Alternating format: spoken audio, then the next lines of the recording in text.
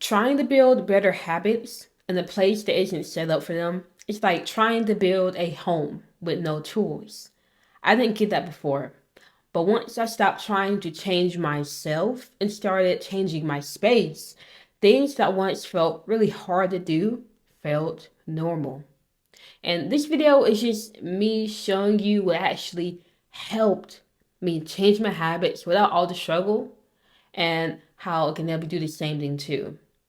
And help you understand the point I'm going to be trying to make throughout this video, I want to take you back to the time I went into Food Lion with this sole intent to get a cucumber.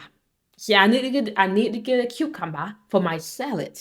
But in order to get to the produce section, I had to pass through the bakery section. And I love sweets. So as I'm making my way to get my cucumber, somehow I come across a cake. And the next thing I know, I didn't even get the cucumber. I am in my car with the cake, stuffing my face with it. I'm halfway done with that cake before I realized I didn't even want the cake. I went in there to get a cucumber. And I walked out with some cake. Now you might be looking at me and thinking, Faith, you have no self-control. How dare you tell me how to do what I do in my life and you can't even control yourself over a piece of cake? All right. Well, can you tell me a time when you just randomly grabbed your phone and for no reason you opened it and just found yourself spending too much time on it for no reason? Yes, you can tell me a time. This same story has happened to so many people. But you're just chilling and 1 second you just pick up your phone and then you're just stuck scrolling. And sometimes hours can pass by before you realize that's not even what you want to do. Before you realize you wasted all that time scrolling for no reason. This isn't a coincidence.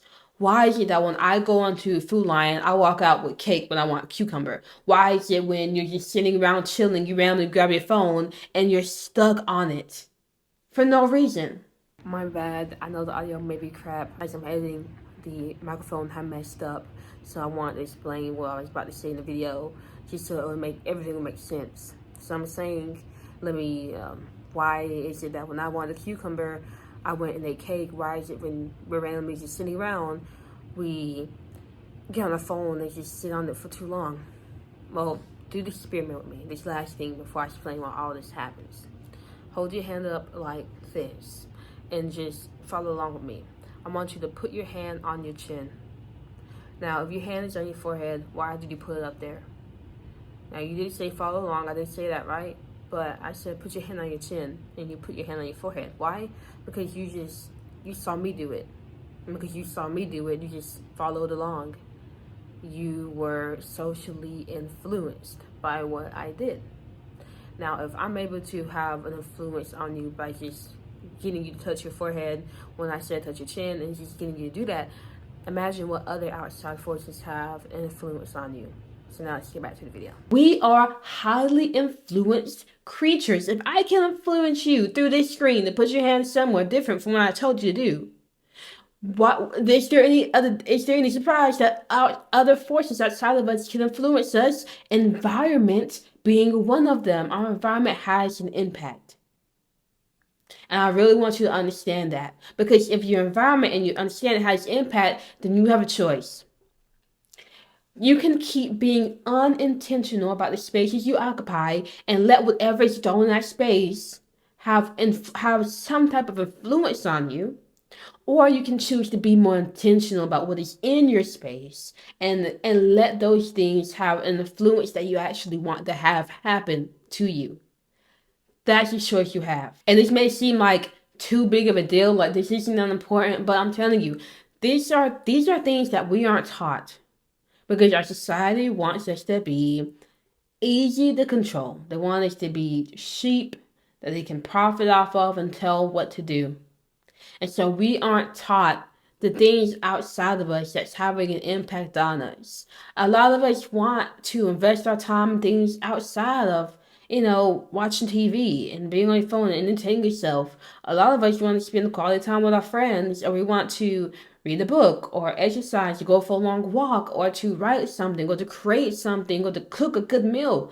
But when we come back to our spaces, we find ourselves staring at social media or being or watching TV or hopping on the game or just immediately going to alcohol, smoking, and not getting what matters to us done. And it's because we haven't set up our environment because we weren't taught how to do this. Our society taught us how to listen to rules. We learned how to listen to teachers up until we were 20 or 18, I guess, then we're out of high school, without listening to our teachers, without listening to our coaches, without listening to anybody with a clipboard, without listening to our bosses. We aren't taught to listen to ourselves and our own command because who cares about self-mastery and society that wants to control you? We're taught how to amuse ourselves to death. I mean, we literally, if you look around, everybody on their day off, they're just going to chill out with their feet up and watch TV or scroll on the phone and not do much. Why? Because we're taught how to amuse ourselves. We aren't taught how to focus on skills that aren't highly stimulating and give our attention to that. No, because that sucks. Entertain yourself. Watch TV. Don't do anything that's going to make your future better. Watch TV. And we're taught how to consume, shop, buy things, buy things, buy things. If you buy this, you'll be happy. If you buy this, people will love you. If you buy this, you'll be cool. So just buy and don't save anything. Because if you're taught to buy, then I can get you to buy my things and I can profit off of you. That society we're living in. So we aren't taught this stuff. This is why it's so important. It's so important to think about the environment that you're in and you start shaping it in a way that the environment can influence you in the way that you want to be influenced. So how do you do this? First, what do you want to start doing? What are the kind of habits or behaviors you want your influence to produce out of you? For me, that was I wanted to start reading more. I wanted to write. I wanted to create. I wanted to spend less time on my phone. I want to be on the floor more. I want to be moving. Like there are so many things I want to do. And so I ask myself, how can I shape my environment in a way that allows me to do this? I want to stand more and be moving more. I got a standing desk. Yes, I'm sitting down as I'm recording because it's just easier. But I literally, when I'm working, I have my desk standing up and I'm working. I got rid of so much junk food and filled up my place with as much whole single ingredient item foods as I can. Why? Because now I'm influenced to cook more instead of going out and consuming too many unhealthy foods. And I do consume fast food and stuff, but it's not as much to an extent. I wanted to read and write and create, so I filled my place with things that allowed that. Right? I have a basketball that allows me to go out and exercise. I have juggling pins, so I can go out and juggle and juggling balls. And I have books around and I have places, journals I can write. Literally right here, I have my little notebook for writing. Like I literally put in my environment things I want to do. Most of us, we say we want to draw more, but we don't bring out the material to draw into our environment. We say we want to read, but there's no book in the environments that we're in most of the time. So when are we ever going to read? We say we want to create, but we don't want to have a camera put in front of us so we can start creating. Like we don't do these things because we don't put it in the environment. So be more intentional about that and make sure that what you want to do is in your environment. And then the same thing for the things you want to stop doing. Get it out of your environment. If you know that you're spending too much time watching TV, get rid of your TV or at least make it harder for you to watch TV. Take the batteries out of your TV remote controller. Unplug your TV, put your TV in your closet so every time you want to watch TV, you have to go get the TV and then that will sway you to do something different. And if you've already put in the items you want to do in your environment, when you see no TV, then you may be swayed to read a book or cook a healthy meal or create something because you have that in the environment and you're going to pick what's easier for you to do. And if you can't make it harder, if you can't get it out of your environment, then just make it harder for you to do. Like I said, if you can't get rid of TV, then you just take out the batteries, If you're on your phone too much, then you just literally take off all the apps on your home screen or sign out of all of your accounts. So whenever you want to get on something, you got to sign in and don't save your password. And so now you have to type it all in. That are some ways to make it harder for you to get on these apps. So then you'll just be influenced to do something else. These are very small things. But if you start thinking like, how can I make it harder for me to do certain behaviors and make it easier for me to do certain behaviors, and how can I use my environment to influence myself, you will start doing things a lot differently. You will start moving a lot differently because we are shaped so much by our environment, but we just aren't being intentional about how we shape it. But now you know how. Add in the stuff you want to do, take out the stuff you want to stop doing. It is that simple. And I'm telling you, life will flow so much more smoothly when you start setting up your environment in a way that will work for you.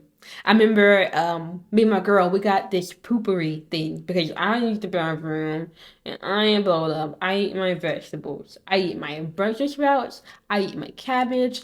I eat my string beans. I eat my sweet peas. I eat my greens. And so I be sneaking out the bathroom. Well, we got some pooperoo because I want to make sure my girl is alive and the fumes that come out of my body are liable to kill her. I don't want homicide. So we got the poopery. The only issue was I wasn't using it. We had it in the bathroom. It was literally right on the toilet. But I sat down on the toilet and wouldn't even spray it.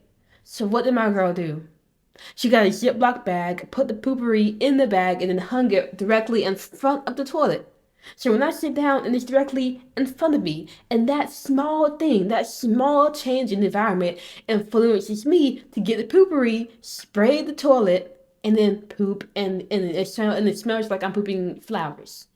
That's how important it is to know the environment you're in and how to shape it in a way that will influence the behavior you want to get out of yourself or out of somebody else. Life will feel much more smoothly when you do this. Before the pooperoo was right in my face, it was so hard for me to remember to do it. But once it was right in my face, ooh, easy peasy. Now it just feels normal to do that stuff.